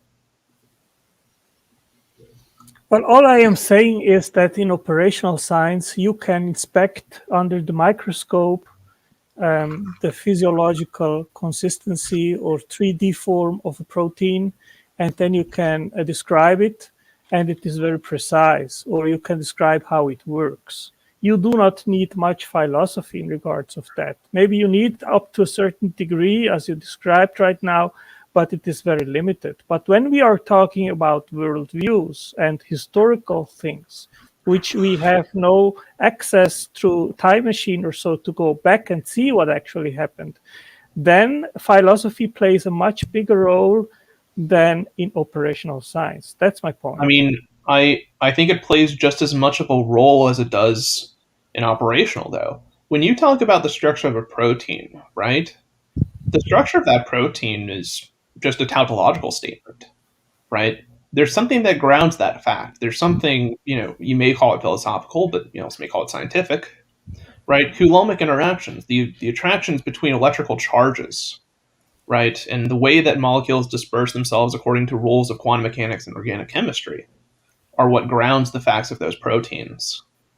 But in the same way, right, in a different type of way, when me and you go to a crime scene and we see somebody's been stabbed in the chest, there's just as many things that ground that observation, right? The details of the stab mark. How deep is the mark? What's the width from one side of the cut to the other side of the cut? Things like that. Did this thing puncture the person's lung? Did this puncture a major artery? Right? What angle does it look like? Given what part of the body was stabbed, does it look like the person could have been able to have stabbed themselves there or not? Right? But there is still a bigger number of unknowns which eventually you find the answers to these unknowns or probably not. And in regards of operational science, if you have a protein and you don't know yet how it exactly works, well, you just improve your measurement instruments and microscope and so forth. And eventually, somehow, you get there and you come very close to actually understand how a protein works and how it's made, how it the subunits, how they are made, and so forth. So, well, I mean, I think in historical science, you do the same type of thing, right? Me and you both understand that there are multiple ways that a person could have been, that the stab mark could have arrived there, right? Although one thing we have to do is we have to be kind of minimalists in regards to the types of theories we create about how this event occurred. We assume that perhaps there's not more than one perpetrator initially, unless there's sufficient reason to, assume that. We assume that hopefully there's only one blade that, was used in the stab mark, because if the stab marks are consistent, okay, fine. Then it looks like there's only one that was used to make that mark. Things like that. There's Orge is complaining, so I'll just mute a little bit so Orge can have his time. I'm sorry if I overtook the conversation. Okay. No, I mean, I think my point is that I agree with you that there's things that can confound and complexify the issue of trying to understand something that happened in the past. But there are ways we can test the past, right? There are certain telltale signs, especially like in geology or like very early in Earth's history, that we should expect to see if an alternative hypothesis were correct. Same with cosmology. Yeah, just like if the Big Bang happened, if the universe had started in a very, very dense, very hot state, there would be a point at which it was so dense and so hot that light itself, electromagnetic radiation, would be coupled to matter. So if the universe is expanding, and we do know that, and if the universe did start out in a very hot, dense state, at some point it would have cooled down enough to where that light, that electromagnetic radiation, decouples from the matter, and that should leave an imprint that we can pick up, and it should permeate the entire universe, and it should be near uniform across the entire universe. And we have found exactly that, and it's called the cosmic microwave background. So we can look at what we see now and utilize that to infer what things were like in the past. But I think the point that Otangelo was getting at, and I might be wrong, and I do agree with it, is that when you're working with historical science, sometimes you don't have the direct access to the information necessary to draw the most accurate conclusions. And so you need to utilize your inductive reasoning a little more than you might need to in operational science, where you have a more direct access to that information. And while I would agree that that is true, assuming that's a fair characterization of the point that Otangelo was making, I would argue that both operational and historical science are fundamentally rooted. I would argue pretty equally in things like metaphysics and epistemology, and potentially some other areas of philosophy as well. Yeah.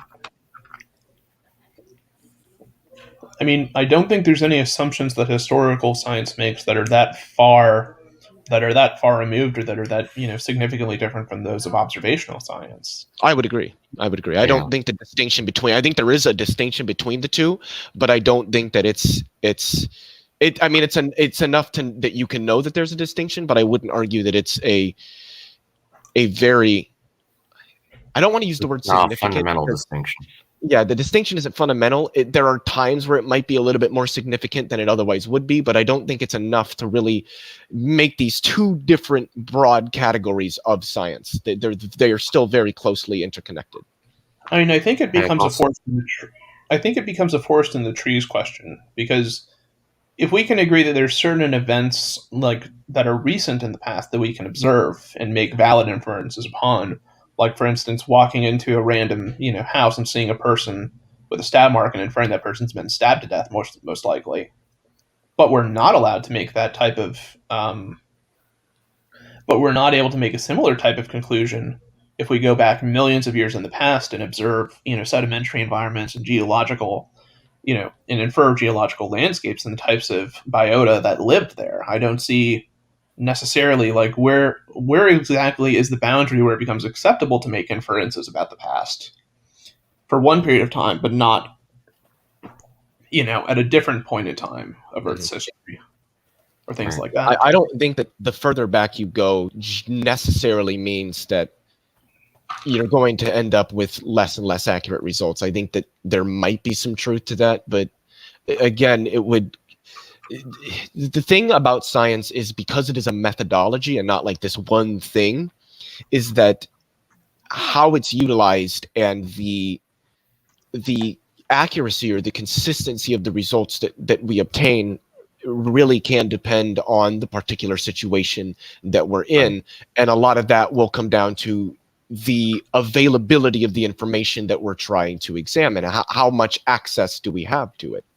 And Well, for instance, this is why we struggle to develop a quantum theory of gravity, because we don't really have the technology that would be requisite to accessing the information of our reality that would be required for developing one. It's not that reality doesn't do that. It's not that there isn't something that's happening. It's that we don't have the technological capabilities of accessing that information to then develop models that would describe those observations that we're making. Yeah, I mean, I think the other... Oh, go ahead, Andrew.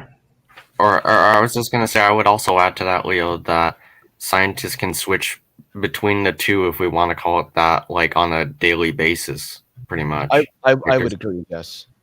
Mm-hmm. I mean, I think the other crucial thing is the need and kind of the demand on science for an alternative hypothesis, right?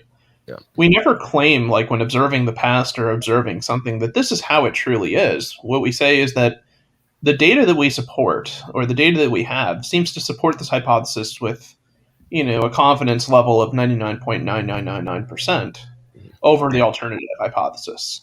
Yeah, that's exactly how science works. We ascribe a level of confidence to the models that we have based on the data that we've collected. And this is why when people point out, well, science has changed and it's got new models, that's not a testament to the inaccuracy of science. That's actually a testament to the accuracy and the utility of science, that it's consistently trying to get better. We might have, some explanation, but it's got a lot of gaps. And then we might develop a better explanation that fills in some of those gaps. And it might lead us down a different path than where we thought it was going to go. Look at the jump between classical mechanics and quantum mechanics, or classical mechanics and relativity. I mean, both quantum mechanics and relativity took us down a road we didn't think we would go down, but that's where the data went, and that's what science does. It follows the data. Right, like anyone who says scientists or believe in their ideas sacrosanct and don't change their minds, for instance, just tell them about quantum mechanics.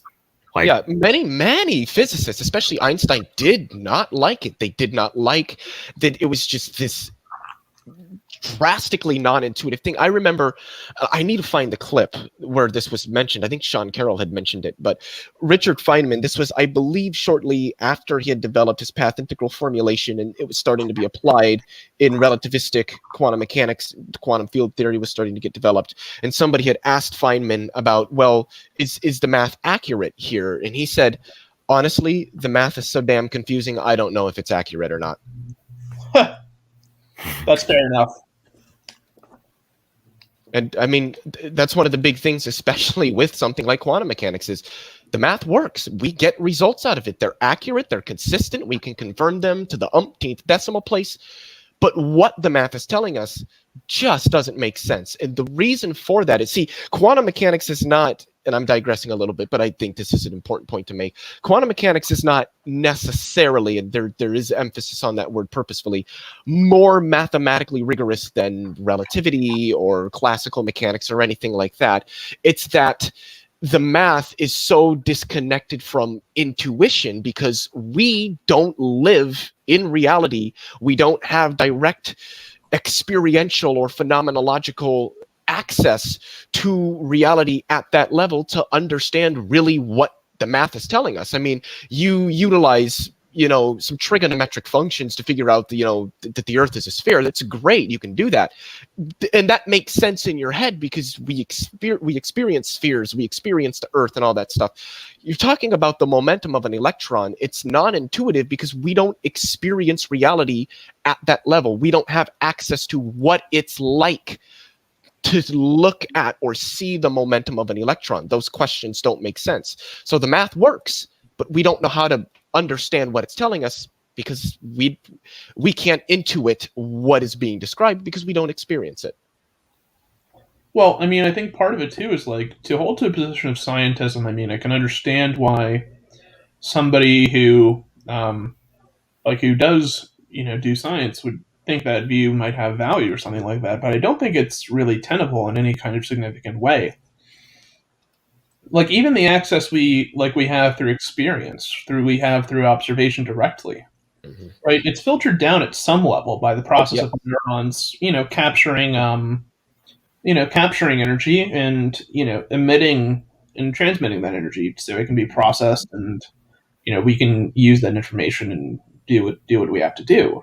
But that information is a very small piece of the puzzle. I mean, there's a almost infinitely dispersed spectrum of light that we don't observe, right? And other colors of light that we assign like more significance to or less significance to based upon the environment. And it's just beyond like philosophical problems of how you account for metaphysics or metaethics and things like that with science. I don't see necessarily how you would say that all forms of knowledge that a person can acquire can be understood scientifically. I don't think that's a Why not? Why not?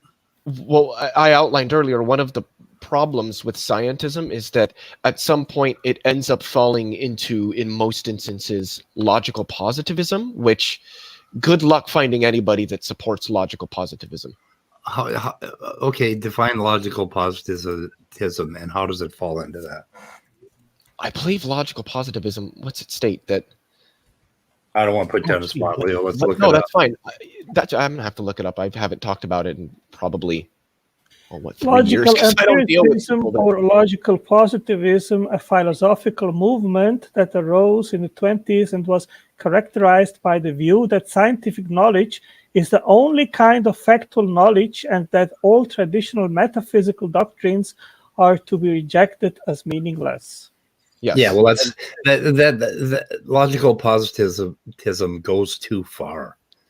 And it basically makes claims that have nothing to do with what I'm talking about with scientism. But I asked Immutable, why are forms of knowing not accessible to science? Well, no, I didn't say that. I'm saying that. What did you say? I think there's certain forms of knowledge you can access through science, but I don't think all forms of knowledge are accessible through science. Well, like knowledge of how to ride a bike or how to be a human being in your body. But I mean, you can analyze that from outside of the system and come up with a lot of information about how it is we ride a bike or how it is that we learn or deal. For instance, I don't think questions about like what it means for something to be true or how we associate value or identity to an object is something that you can derive scientifically. Oh my God, that's so easy to do scientifically. How we arrive at value has to do with our brains and our emotional system and our bodies. I mean, it's obvious how we arrive at value. You can step outside of the human organism and look back and tell everything there is that you need to know about knowing and about your relationship to the universe.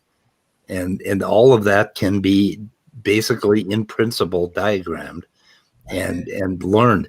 And the thing I think eventually that's going to be circular because all I have to do to ask the question is who cares if it's circular if it works? Oh, I'm going to jump in here. I got to get going. Good conversation, so I couldn't be in it more, but take care. See you guys later. Yeah. Okay. We're going to look at rocks under a microscope. I hope I'll be here for that next time. Peace. Okay. Because if you're going through circular argumentation via, like me asking, does the brain have value? And if so, what determines that value? Right? Then the question, is self-defeating. Well, it isn't self-defeating. The answer is self-defeating. Okay, you deny that I can put you in a CAT scan and watch your brain doing exactly that, going in circles? I can. You can do that, but that doesn't answer if the brain has value. You see, okay, I think analytic philosophy is basically the idea that you could use words and arguments to arrive at truth or basically figure stuff out. And those guys may hate scientists. It's called the linguistic turn. basically.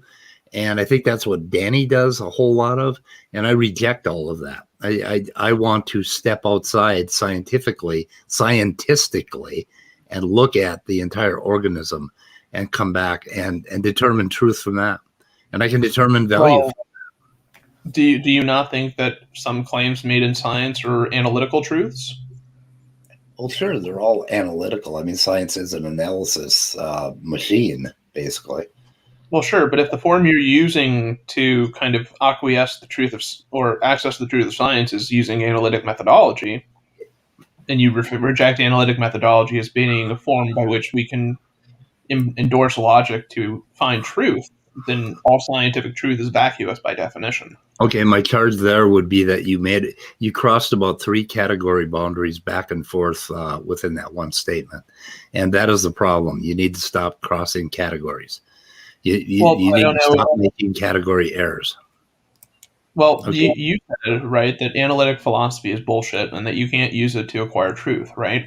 Not bullshit. No, there's a really good use for analytic philosophy if you lay it out right, if you lay it out mathematically, if you lay it out with predicate calculus. You can actually get somewhere, but you have to be really fucking careful. Okay, but so is analytic philosophy a form in which we can derive truth? Is it a form in which we can derive truth? Well, yeah. Well, truth. There is no truth in the universe. I'm sorry, but if you want to talk about human truth, you've stepped back into the human frame, into the human category, and you're going to talk about what truth is. Well, what does truth mean? What does truth mean? It depends on what theory of knowledge or justification you use. It's called a characteristic function. You take a set of something and you divide it into 2 parts. I mean, the most basic thing we can go with is internal consistency. Yeah. Right? I mean... Linguistic internal consistency? What do the language games get you in terms of figuring out what you are and how you interact with the universe and what your life is about? Well, I mean, I think it gets you at the following, is that certain terms are categorically distinct from one another, and you can't use them haphazardly when trying to express notions of truth. Okay. What do you need truth? What do you do with this truth stuff? This truth serum, what do you do with it? What's it for? I mean, ideally it should inform your epistemological system on, how to utilize that truth and what, in ways in which we can use that to, better philosophy. Give me a practical example. For instance, it may be true that chlorophyll has a molecular structure, then it absorbs at a particular wavelength of light. That's fine, right? But that statement on its own doesn't mean much of anything, right? There should be some way in which I use that information, or some way in which I comprehend and utilize that information to either, update my notion of that compound, or how I see the real world. Every morning during the winter, I go up and I turn my plant light on my house plants. Okay. So I've used that truth basically. So that's the utility of truth, or that that's why we'd worry about it. But I mean, is that true in the grand scheme of the universe? I don't know what that means. I mean, well, it's true. It's true scientifically that plants need light, or they're going to die, right? And there we go. We've just come up with a value. We've just come up with a value proposition based on scientism. Okay, I like my plants. It's also true analytically, though, is it not? I mean, if I say, one of the requirements for a plant to live is light, and there is no light, there is no plant. Yeah. Yeah, there's a good example. There's a good example of applying some analytic words and statements to something that makes sense, and that's good. Okay, but that's a pretty simple example. If we get any more complicated, it's all going to start to fall apart. If you start talking about epistemology and value and truth and belief in the higher sense of things, that's where we tend to get lost. I like to tack it back onto what am I? I'm an organism. Where am I? I'm in the fucking world on the planet Earth. What's happening around me? All scientifically and analyzable. including my values, my morals, everything inside my brain, or my brain and body that's interacting with the universe. I think if humanity doesn't embrace scientism, we are fucked. I mean, I think scientism is a very dangerous ideology to hold to. I mean, Why is it dangerous? Because it gets you into issues where you can develop scientific ideologies that promote things like eugenics and things like that. Right? That would be really, really missing the science, because we don't like eugenics, right? We don't like killing people. Okay, I mean, if a position we're going to hold, right, is that we should be endorsing and accepting of scientific truths, but one of the consequences of that, maybe, like in a hypothetical scenario, is you just added truths to the mix, right? Scientific truths and ideals. You've already stepped back into the category of human language games, and you've already made mistakes based on that. That you're going to use some rationalization to determine who we're going to kill. That isn't what humans do. No. I'm not saying that. I'm saying, do you not think that science can produce certain scientific conclusions and results can lead to various scientific ideologies based upon those principles? What does that have to do with science? Well, if we're going to, make a better world, we should use science, right? And we should, allow data to drive our conclusions. Yeah, but we can't lose ourselves in the process. We are the organisms that we're trying to scientize, right? So, I mean, you don't lose you don't throw out your humanity in the process, because you are the human that you're looking at. You just carefully step out of it and look at the humanity. What are humans? To me, I see that as a defiance. I see that as a defiance of science, of a scientific methodology, right? Well, it's the same as religion. Okay, if you come up with a rationale, and then you come up with rules, and you come up with dogma, and then you start to make doctrine, that's just fucking religion. Okay, so you're talking about a kind of scientism or eugenics that would be a rational replacement for the morality that you already have, that you already wake up with. You already know it in your body. You know what's right. You're not going to go out and kill anybody today. And not just because it's against the law, but because it just sucks to do that, right? That's already built into you. Just because you know about it doesn't mean that you have to do something about it. I mean, there's no... I mean... Why would we... To me, Go ahead. To me, saying that there is some higher truth, right? To say that there is some kind of, we shouldn't fully endorse, that scientific principle that leads us to eugenicism, or something like that, tells me that there's something about the scientific methodology that's, number one, either incorrect, or that it's incomplete, right? Because you injected it again there. You said higher truth, which is a religious idea, just like certainty. No, I mean, you were saying that something like eugenics was something that we shouldn't endorse, and I agree with you, right? But that's a truth notion that you're using to supersede some type of scientific truth, which hypothetically does endorse eugenics. I don't think it's a higher truth. I think it's just the fact that I don't want to be killing people. Wait, utilizing only scientific methodologies, how do we determine whether or not it's okay to kill people and under what conditions it either is or is not okay to do that? Using only scientific methodologies, how do we determine that? Okay. I'm not saying you can determine that. I'm saying hypothetically. Well, no, I'm asking Speed because he adheres to scientism, which means that stating that it's wrong to kill people for certain things, like that they're not blonde hair, blue-eyed white people, would have to be something that he determined. He would have to show that he determined that truth. Okay. Utilizing scientific methodologies. So how did you do that? Okay, utilizing scientific methodologies, you would find that all of what you just said, the question you just posed, and the situation you just proposed, is bullshit. Okay, using scientific methodologies, you would understand that you are an organism, you are a moral animal, you have feelings, you have things. You don't have to go any further than that. You don't need to rationalize killing people. Okay, if it becomes necessary to kill people, you just do it. How do you go from an organism with an internal notion of the world, an internal sense of how the world operates, to a system that tells you, abstractly, how we should carry out actions, right? Like, should I steal from this person or should I not? Are you Like, going how to is it axe murder? Are you interact? going to axe murder your family this evening? That's one Do you think- example. I wasn't really going to go there, but okay. Are you?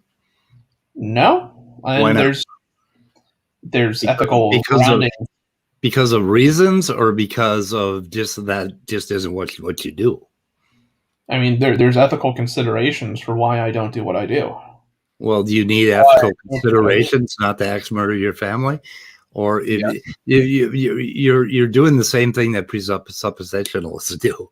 You're claiming that we need a rational reason not to murder our family. Why not just not murder them? I'm saying that there is some principle which grounds my rationale and grounds my framework for how I perceive and how I determine an appropriate moral course of action. Okay. Yes. Of course, you can always say that. Do we need scientism to walk across the room? What could context we use, do you mean? Could we use science to find out everything about walking across the room, just in case we needed to figure it out for some reason? Suppose you couldn't walk across the room, and we had to fix it. You could. Yes, you could use scientific methodologies to determine the intention that the agent had for walking across the room. I don't think you could. Okay, but what you're claiming is that if I'm a scientist, as I am, that I need to understand walking across the room with science and come up with truth and rationale for how to walk across the room. No, I don't. I just walk across the room. Okay, when it comes to knowing things about myself that are any deeper, if something goes wrong, particularly racism or male violence, male sexual violence, all of that, if any of that goes wrong, well, then we need to know a little bit more, and science can give us those answers. I disagree with that, though, because the claim of scientism is that how we come to know knowledge, and the only way we come to know knowledge, is by scientific methodology. So when you say something like a person is able to walk across the room, the way you must have determined that fact is by using scientific methodology. And just saying, oh, well, it's intuitive, it's natural, I don't need to explain that, isn't in adherence with your own principle that you've endorsed. I didn't say we didn't need to explain it. I said it's really cool to explain it if you're really interested in walking and bipedalism. It's a wonderful thing to study. But I don't need any of that to walk across the room, because I am the thing I'm studying, and I just walk across the room. Well, you do need to explain that, though, if you're claiming that it's true. You guys are making a point. Okay, I'm at a point, and you guys are taking that point, and you're coming around, and you're turning it into a rationalization for action. When I'm telling you that the point is enough for the action, and if it becomes a problem. Okay, male violence is a problem, right? These guys that were talking on God Talk, they were talking about beating their kids, right? I think that's one of the fucking reasons why male violence is a problem. Okay, yes, we can learn about that. Determine that it's a problem using only scientific methodologies. So put all your ethics and everything at the door. You use science only to determine it was a problem. How? Okay, I think you're thinking that I use science to determine actions, but I am the human being. That's what somebody under scientism would state, though, that those truths can only be acquired, at least verifiably, through scientific methodologies. So what I want to know is how does one, utilizing scientific methodologies, how would one arrive at because if somebody's stating that, well, male violence is a problem, I would then assume that the statement male violence is a problem, that's a proposition, that they would state that proposition expresses a value of truth. So my question is, under their view, they arrived at that truth value utilizing only scientific methodologies. How did they get there utilizing only scientific methodologies? I don't see how one could. You would have to bring in ethics, which is going to bring in other things. Epistemology is probably going to come into this. And I don't think that these things are rooted fundamentally in science. Okay, that's a wonderful last word. Let's go away and think about that. But everything that you just said completely misses the point. and we'll talk. Okay, can I give us a last word here quickly? I have put here in the private chat, if you want to link it in the side chat speed. This is the most influential paper which I have read in regards of that topic. It's from William Lane Craig in Oh my regards God, of I hate him. I'll throw it in the epistemology. YouTube chat. All I'm going to say is, William, people don't have to agree with Dr. Craig on his theology, but he is a very, very well-credentialed and well-respected philosopher and theologian as well, regardless of whether you agree or disagree with him. I still think he makes fallacious arguments, but I don't think that he's like this nasty, evil, slimy, weaselly. I just don't view him that way. I think he's a very, very, very well-respected philosopher. I think with a lot of stuff, I do disagree with him on a lot, but I also think he makes a lot of good points on things as well. I don't require nasty, slimy, weaselly. You dislike him.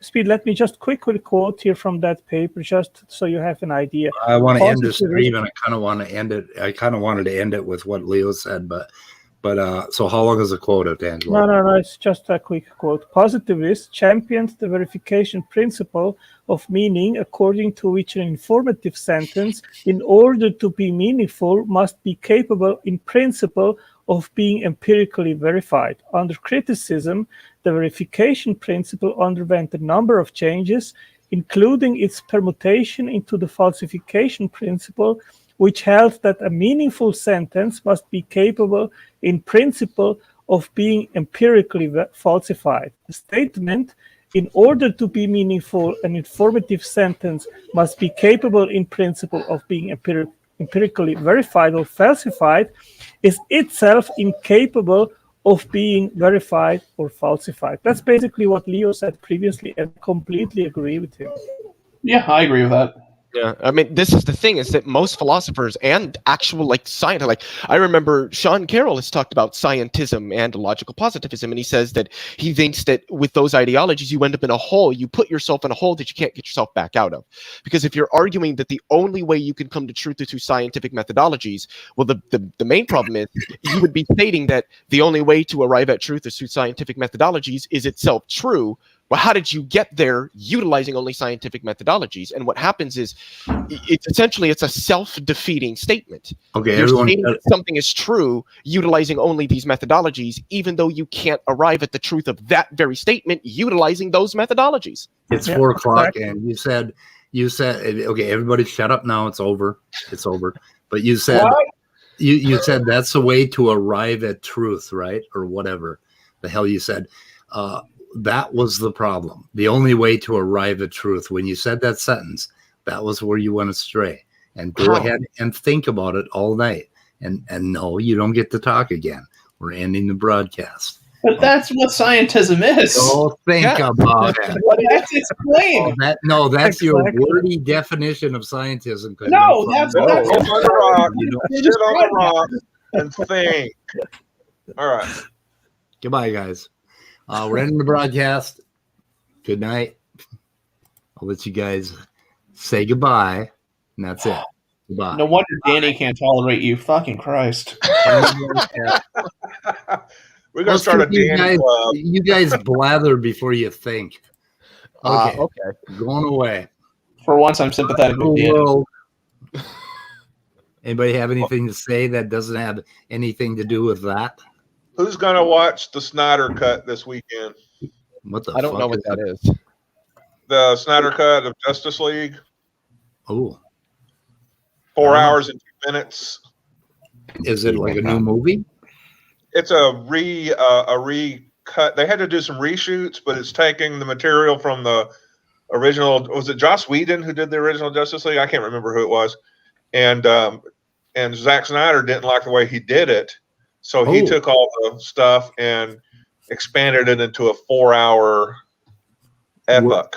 Where's it available? Disney Plus. No, not Disney Plus. No, maybe Paramount Plus. Damn it. I don't have that one. Used to be CBS All Access. I don't know. It's on Prime Video. Look for it on Prime Video, but it may be one of those channel things. Christopher, we're trying to end the broadcast. Do you want to talk backstage? It's 4 o'clock. You got here late. You got to the party late. He said yes in the private chat. Oh, Huh? Can I say my signature phrase before we? Yes. Yes. So remember, folks, science may not have all the answers unless you adhere to scientism. Oh wait, no, I got that wrong. Oh. Science may not have all the answers, but religion has none of them. Thank you. Thank you. Okay. Goodbye, cruel world. Ending.